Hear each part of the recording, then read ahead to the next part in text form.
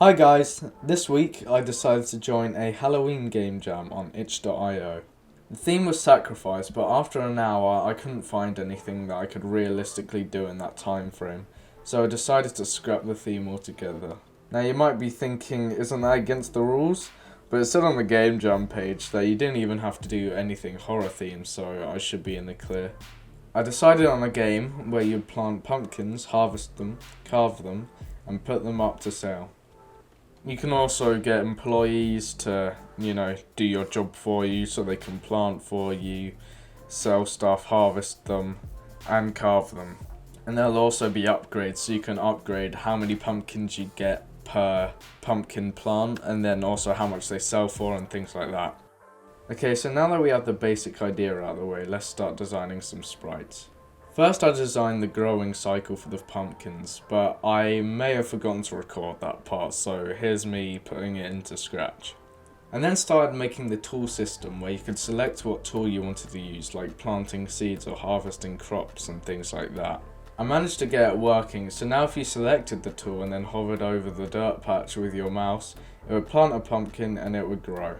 I later changed it so you had to click on the dirt patch because I think it made it a little easier and a little more snappy than just hovering over the dirt. I then made it so you could harvest the pumpkins by changing the tool type, and then you could click and harvest the pumpkins. So now we got the basic stuff going on, kind of.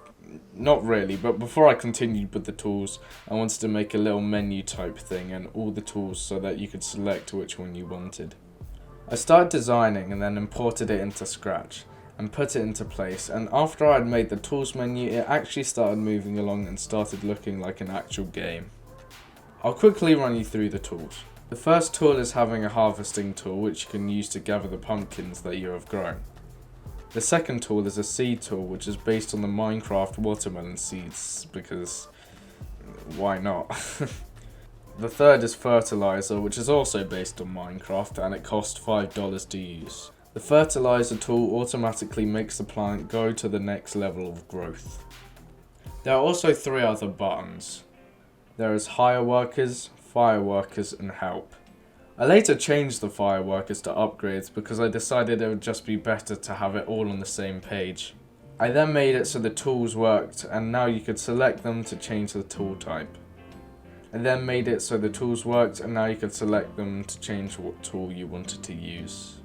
I then started making a money counter at the top of the screen, although I only made a few digits because it takes a while to make them, and I decided to make the rest of them later and focus on the main game instead. I started to make the carving and selling section. I made a counter for how many pumpkins you have and how many carved pumpkins you have. I made a large pumpkin that when you clicked a button it would carve a bit of its face. And as soon as you click the button 3 times, one of the pumpkins would then be carved and then you could move on to the next pumpkin.